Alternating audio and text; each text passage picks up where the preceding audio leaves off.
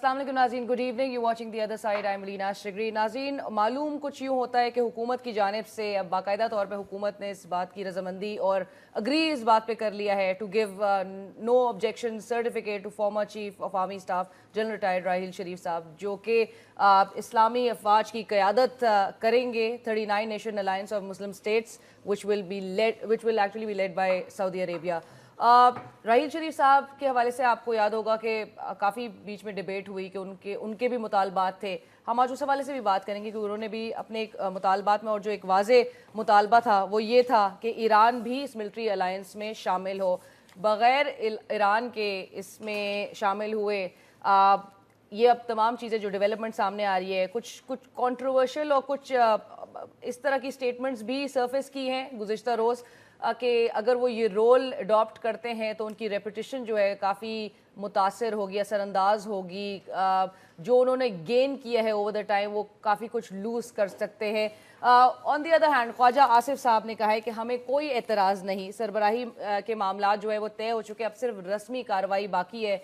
आज इस हवाले से हम बात करेंगे जहाँ पर पूरी मुल्क की, पाकिस्तान की आवाम लिटरली सोशल मीडिया पे भी काफ़ी इस बात को और इस बात पे काफ़ी इसको पॉजिटिवली इस डिसीजन को लेती हुई नज़र आ रही है और कंसिडर करती है कि ये पाकिस्तान के लिए एक ऑनर होगा कि हमारे एक साबिक आर्मी चीफ वो इस इस्लामी अफवाज की क़यादत करेंगे, उसको लीड करेंगे।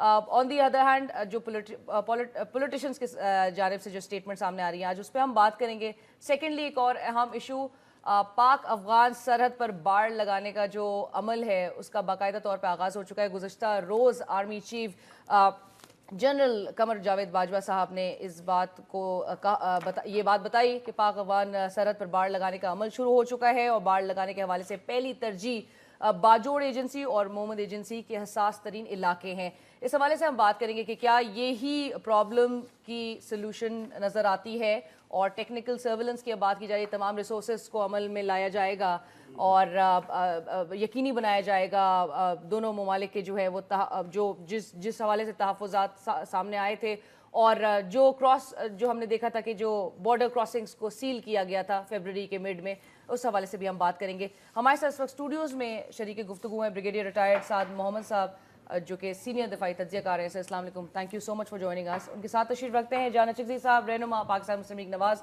अस्सलाम वालेकुम, thank you for joining us चिकज़ी साहब। और हमें इस वक्त ज्वाइन कर चुके हैं अखुज़ादा चटान साहब, रहनुमा पाकिस्तान पीपल्स पार्टी। अस्सलाम वालेकुम, thank you for joining us चटान साहब। हमें वीडियो लिंक के जरिए ज्वाइन कर रहे हैं डॉक्टर परवेज़ उडवाई साहब, सीनियर दिफाई तज्ज़ियाकार। सर अस्सलाम वालेकुम डॉक्टर साहब, and thank you so much for taking time out for us. Ji thank you. Brigadier साहब, to start of the discussion, sir ये जो मैंने बात की 39 नेशन अलायंस और मुस्लिम स्टेट्स, इसको लीड करना राहिल शरीफ साहब, और अब जब चूँकि स्टेटमेंट भी सब सामने आ गई हैं हुकूमत की जानिब से कि बाकायदा तौर पे मंजूरी दे दी गई है, एक्सेप्ट कर लिया गया है इस चीज़ को, सर ऑनर है पाकिस्तान के लिए या ये कॉन्ट्रोवर्शियल एक बन सकता है ये मामला? मेरी ज़ाती ख्वाहिश ये होती कि राहिल शरीफ साहब इसको इनकार कर देते। जो वो है, राहिल शरीफ साहब ने एक नाम कमाया, काफ़ी उन्होंने पाकिस्तान के लिए बड़े अच्छे काम किए, ख़ासकर दहशतगर्दी के मामले में, और इसमें उन्होंने एक बहुत ही अच्छा किरदार उनका रहा है। और अगर ये इस किस्म की जो ये मुतनाज़ा किस्म की जो वो है अपॉइंटमेंट है, अगर ये ना लेते तो ये तारीख़ में मेरे ख़्याल में बहुत ही एक अहम और अच्छे आर्मी चीफ्स में इनका शुमार होता।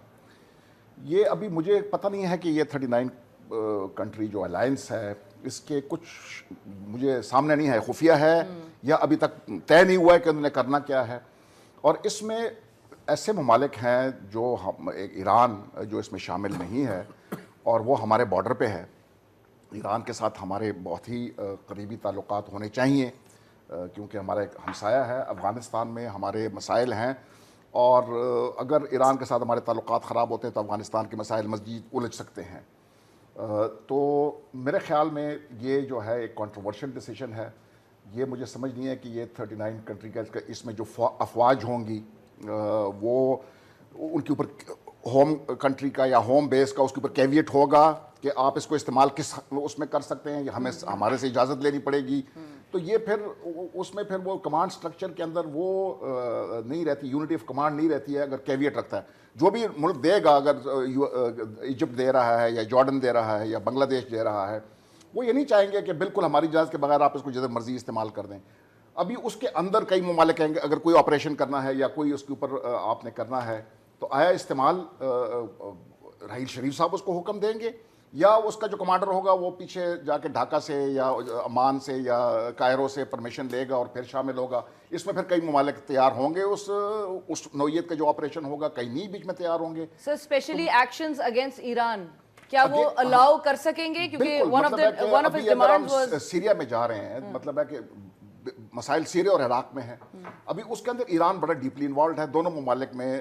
اس میں بھی عراق میں بھی اس کے کافی وہ ہے اثر رسوخ ہے اس وقت، اور سیریا میں بھی اس کا بہت اثر رسوخ ہے.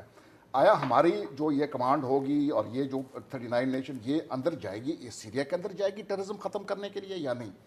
میرے نزدیک اگر سعودی عربیہ کو پرابلم تھا اور پاکستان کچھ نہیں کر سکتا تھا تو اس میں بہتر یہ ہوتا کہ ہمارا یہ بائی لیٹرل ہوتا کہ سعودی جو وہ ہے اسٹیٹ ہے، ٹھیک ہے کئی ممالک عسکری طور پہ اس طرح مضبوط نہیں ہوتے، اور اگر سعودی عربیہ کو یہ شک تھا کہ ہماری جو افواج ہیں وہ اس قابل نہیں ہے کہ وہ سعودی عرب کے اندر دہشت گردی کے خلاف کوئی کام کر سکتے ہیں، یا اگر اس کو کوئی بیرونی خطرات ہیں، تو پھر سعودی ٹیریٹوریل انٹیگریٹی کی ڈیفنس کے لیے وہ پاکستان کے ساتھ بائی لیٹرل ایک معاہدہ کر سکتا تھا. Right sir. جان اچکزئی صاحب، سر حکومت نے منظوری دی، کوئی ریزرویشنز تھے گورنمنٹ کے پہلے؟ پہلی بات یہ کہ دو باتیں، ایک یہ کہ جنرل راحیل شریف کا امپلائمنٹ ٹیک اپ کرنا اس کوalition میں، یا سعودی عرب کا یہ آفر پک اپ کرنا اور حکومت سے اجازت لینا یا ایز پر لا کنڈکٹ کرنا، اور دوسری بات کہ پاکستان نے کیا اس الائنس کو فارملی جوائن کیا ہے. یہ دو مختلف باتیں ہیں. جہاں تک راحیل شریف کا تعلق ہے، ایز پر لا کسی بھی گورنمنٹ امپلائی کو اجازت لینی پڑتی ہے جب آپ باہر امپلائمنٹ کرنا چاہتے ہیں. تو انہوں نے اپلائی کیا، ان کو NOC مل گئی. یہ ایک پروسیجر ہے اسٹینڈرڈ، پہلی دفعہ نہیں ہو رہا. اس سے پہلے جنرل پاشا صاحب تھے، وہ بھی فارن امپلائمنٹ میں UAE میں انہوں نے کام کیا اور گورنمنٹ نے NOC the as per law.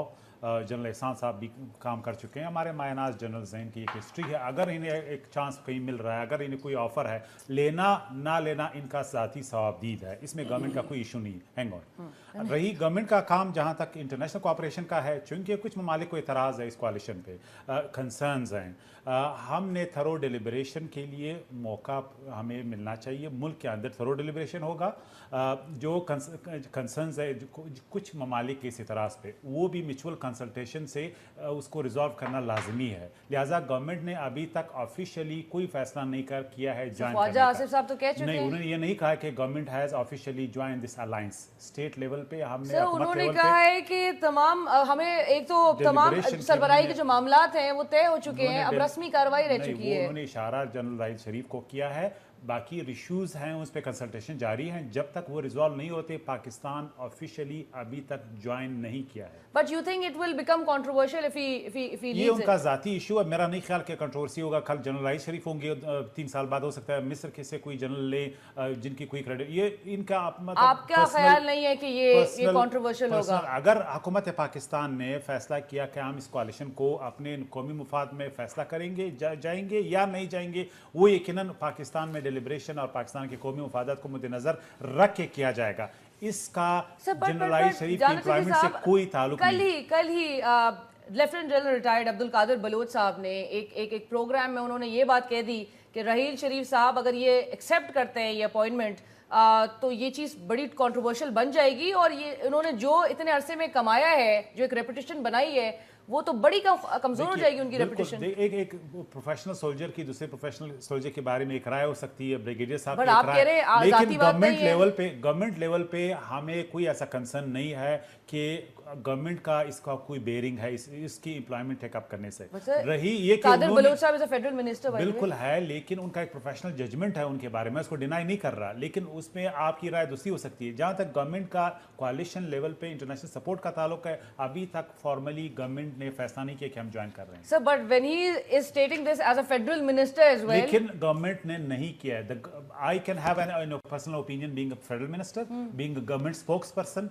I can have an opinion, but it does not mean the government has officially joined this coalition as of yet. Right, sir. چٹان صاحب کبھی پیپلز پارٹی کے دور میں ایسا کوئی مطالبہ سامنے آیا تھا کہ جہاں پر ایک جنرل کو اور آرمی چیف کو, ایک ریٹائرڈ آرمی چیف کو ہیڈ کرنا پڑے؟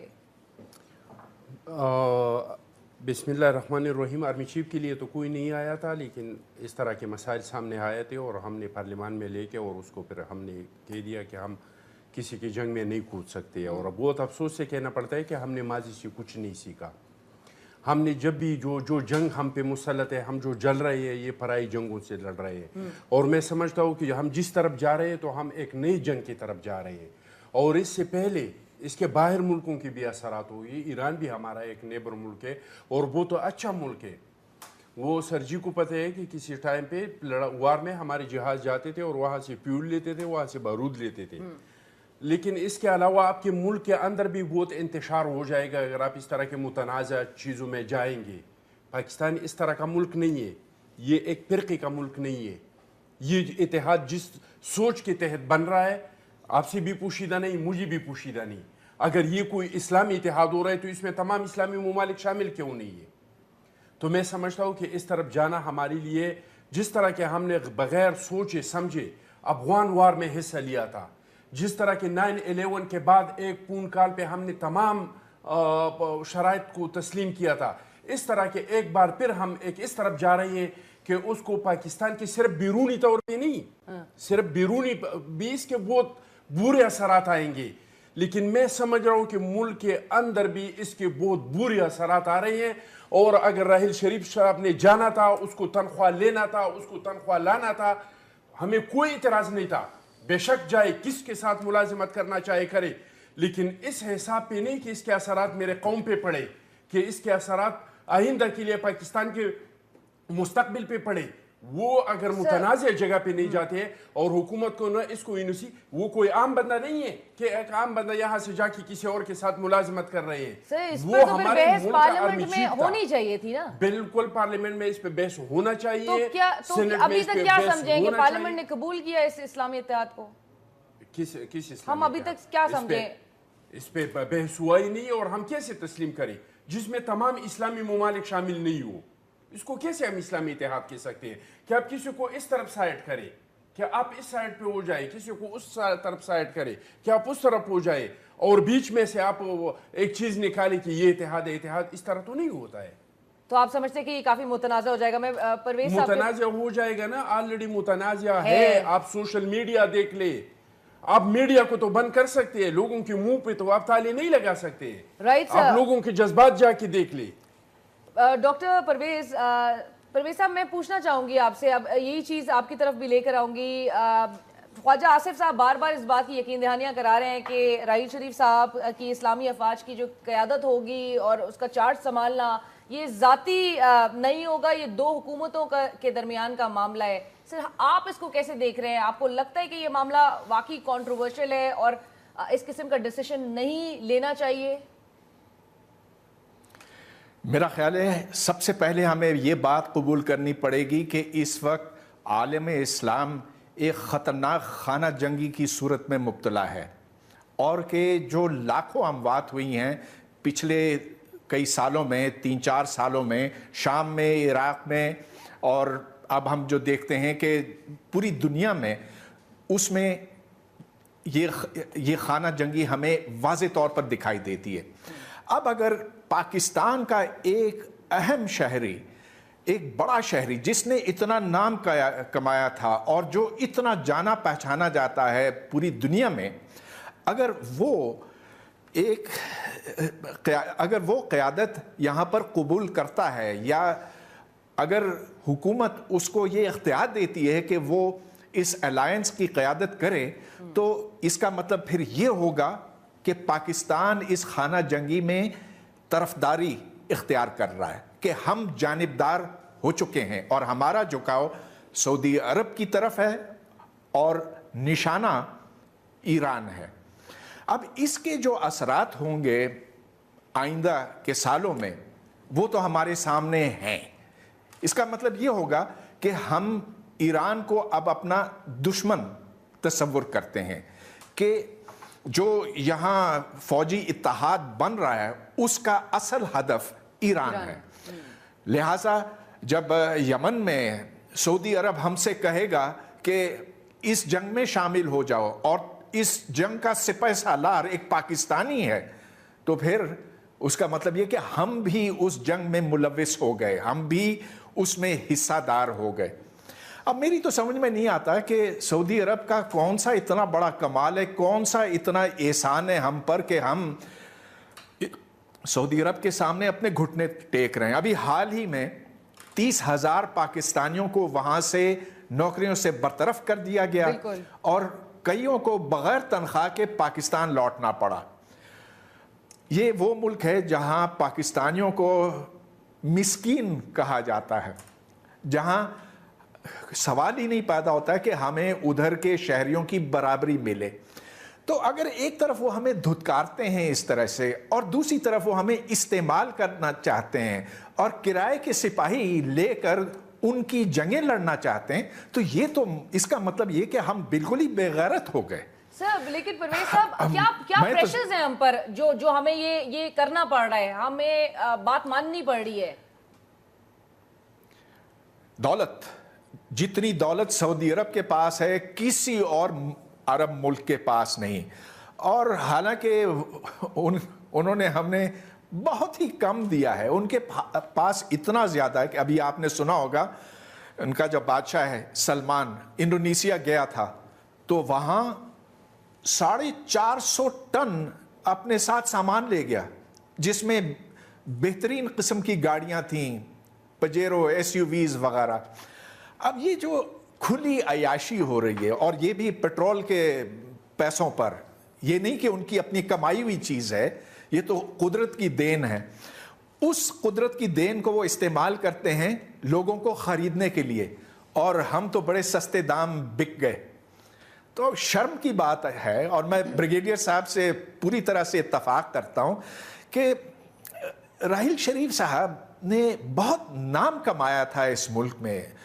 उन्होंने जो दहशतगर्दी के खिलाफ यहाँ पर जंग लड़ी थी तो पूरा पाकिस्तान उनका बड़ा ममनून था, लेकिन इस तरह से उनकी साख बुरी तरह से मजरूह हो रही है, उनका जो इमेज है वो पाश पाश हो रहा है। तो उनसे हम बस ये गुजारिश ही कर सकते हैं कि वो ये फैसला अब कर लें कि नहीं, उन्हें इसमें शामिल नहीं होना। और जो उन्होंने पहले शर्त रखी थी वो गालिबन ये थी कि ईरान भी इस फौजी इत्तेहाद का एक रुकन बने। अगर वो इस बात पे कायम रहते हैं तो फिर तो ठीक है, हमें एतराज नहीं, फिर वो बेशक करें, लेकिन इसकी कोई सूरत मुझे तो नहीं दिखाई देती। ईरान तो इस वक्त ये बिल्कुल ठीक है। परवेज साहब, I just include a short break. असरात डेफिनेटली काफ़ी नेगेटिव इसके असरात पड़ेंगे और खारजा पॉलिसी भी बिलखसूस पाकिस्तान को ये तमाम चीज़ें सोचनी चाहिए हर एस्पेक्ट से कि खारजा पॉलिसी, आपके सिफारती ताल्लुकात किस हद तक असरअंदाज होंगे इस चीज़ से। सर माली वसाइल कौन टेक्निकल फाइनेंशियल सपोर्ट फराम करेगा, जंगी हथियार कहाँ से आएंगे? सबसे पहले तो मैं ज़रा ये उसकी NOC के ऊपर ज़रा बात कर लूँ। जब ये ऐसे अपॉइंटमेंट्स पे जब आप होते हैं तो वो ये जब आप कहीं और जाके मुलाजमत करते हो, ख़ासकर जब अस्करी मुलाजमत आप करते हैं, तो उसके पाकिस्तान के फॉरेन रिलेशंस के ऊपर असरात होते हैं। इसलिए आपको बताया जाता है कि आप NOC लेंगे ताकि हुकूमत उसको डेलिब्रेट करे कि ये पाकिस्तान के मफादात में है कि ये मफादात में नहीं है। तो इससे अपने हुकूमत को हाथ धो लेना कि जी हमने तो NOC देना था, हमने NOC दे दिया, अभी राहिल शरीफ का काम है कि वो जो मर्जी करे। ये नहीं है। वो पाकिस्तान के साबिक आर्मी चीफ रह चुके हैं। अभी वो एक ऐसे अलायंस में जाए जो कंट्रोवर्शियल है, उसके पाकिस्तान के ऊपर मनफी असरात आ सकते हैं। तो हुकूमत बिल्कुल चाहती है, ये हुकूमत साथ मिली हुई है, ये कहना कि हमने तो NOC देना है और हमने तो NOC दे दिया। और ये इस इत्तेहाद में भी आप देख लें हमारा ये शामिल होंगे। ये जब प्रेशर आएगा, सऊदी प्रेशर आएगा, तो आप देखना आप ट्रूप्स भी कंट्रीब्यूट करेंगे। अभी आपने बात की कि इसके माली वसाइल, सऊदी अरेबिया के पास बहुत माली वसाइल हैं।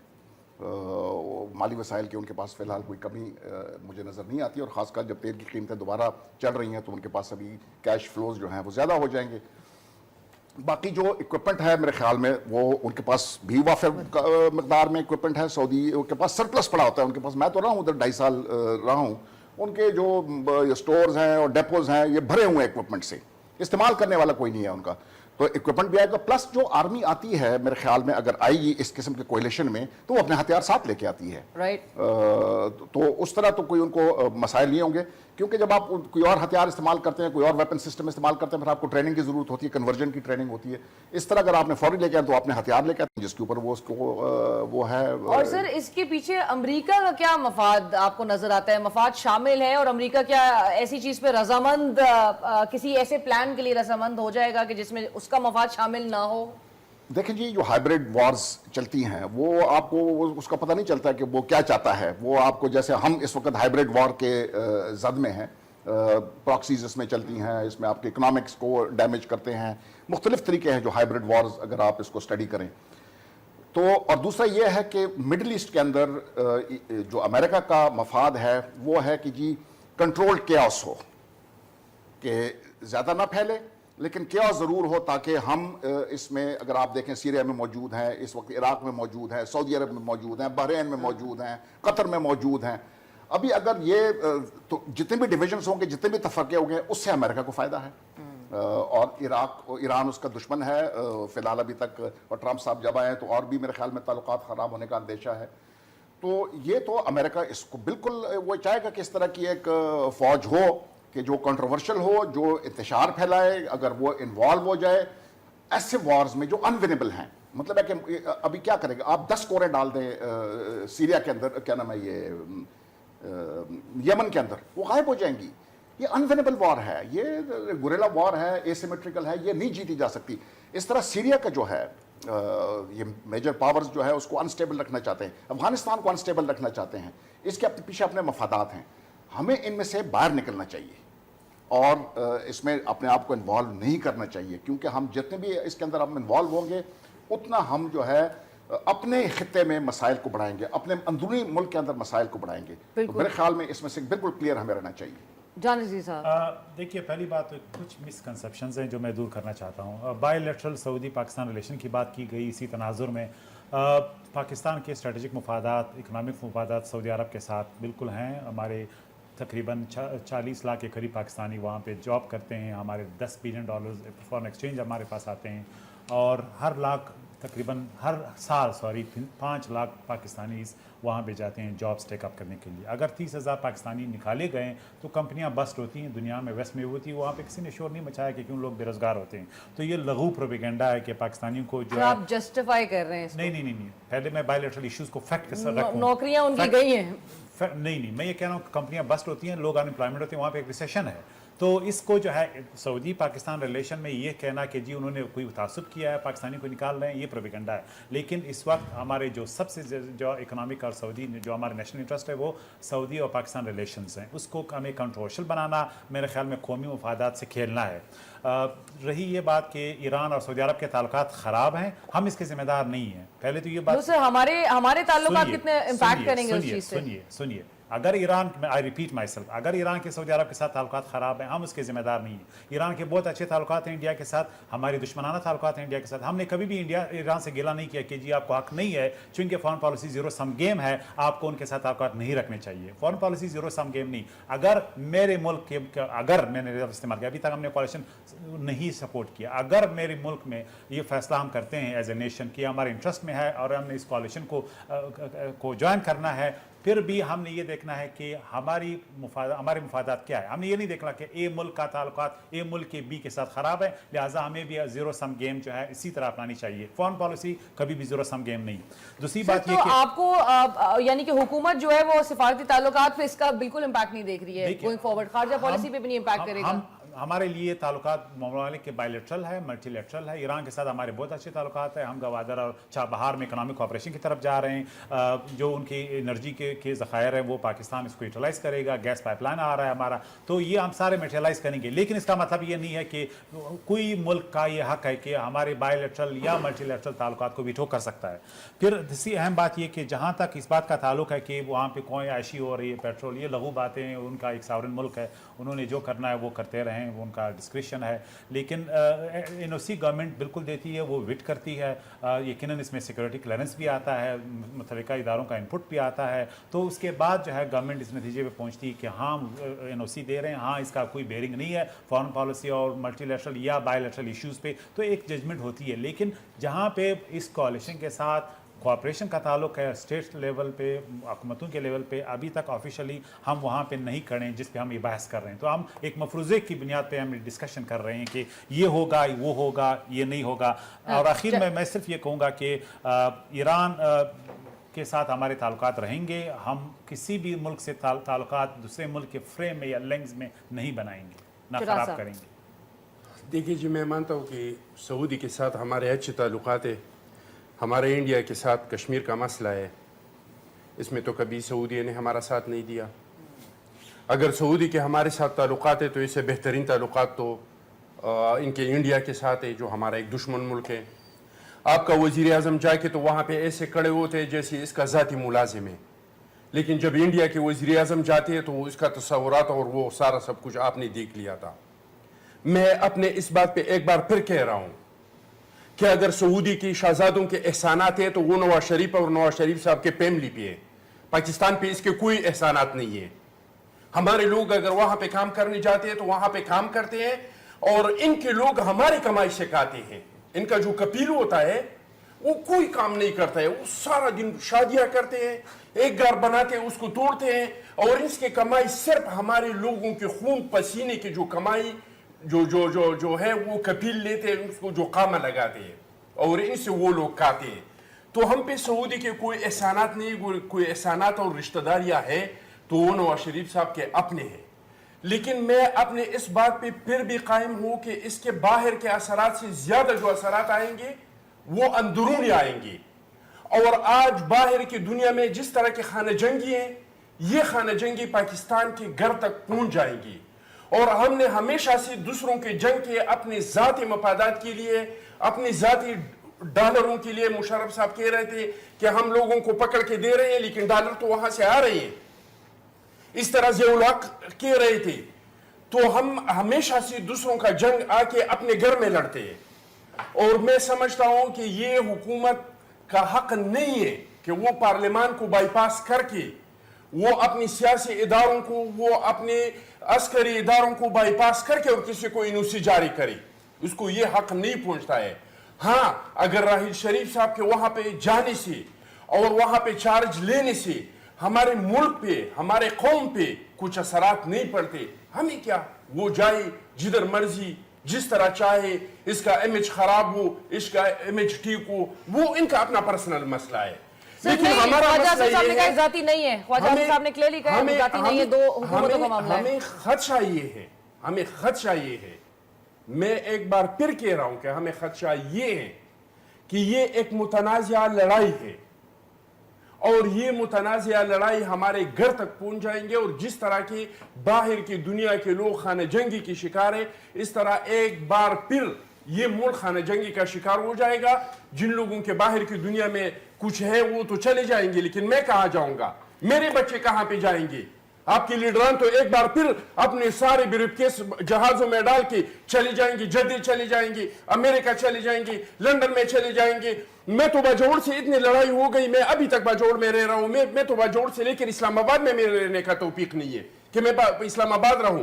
میں تو پشاور اپنے بچوں کو نہیں نکال سکتی ہوں، تو میں کہاں جاؤں گا جو مجھے اس طرح کے جنگ میں دھکیل رہے ہیں. پرویز صاحب، ملک جو ہے خانہ جنگی کی طرف بڑھتا ہوا دکھائی دے رہا ہے. چٹان صاحب ابھی جس طرح سے گفتگو کر رہے تھے، سر یہ اتحاد جو ہے کیا اقوام متحدہ اور OIC کے منشوروں کے تحت آپریٹ کرتا ہوا نظر آئے گا پھر آپ کو؟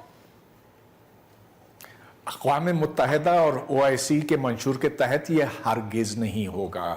ایران بھی OIC کا ایک رکن ہے، اور میں نے پہلے بھی یہ عرض کیا تھا کہ ایران اگر شامل ہوتا ہے اس میں تو ہمیں پھر کیا اعتراض ہو سکتا ہے. لیکن پورا مقصد یہ ہے کہ ایران کے خلاف ایک محاذ بنایا جائے، اور اسی لیے راحیل شریف صاحب کو یہاں دعوت دی گئی ہے. اب دیکھیے یہ کتنی ایک افسوسناک بات ہے کہ جنرل راحیل شریف نے اپنا نام کمایا تھا اس بنا پر کہ انہوں نے دہشت گردی کے خلاف یہاں مہم چلائی تھی, جہاد کیا تھا.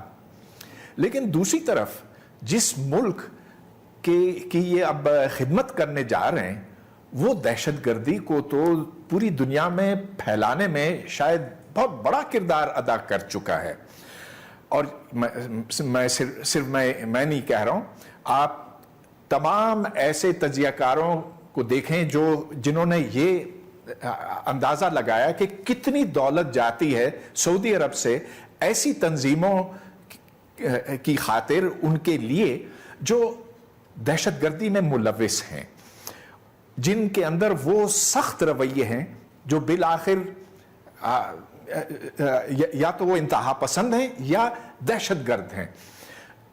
ساری دنیا میں بشمول پاکستان, بٹ پاکستان کے اندر بھی ایسے مدارس موجود ہیں جن کو براہ راست ان کی فنڈنگ حاصل ہوتی ہے.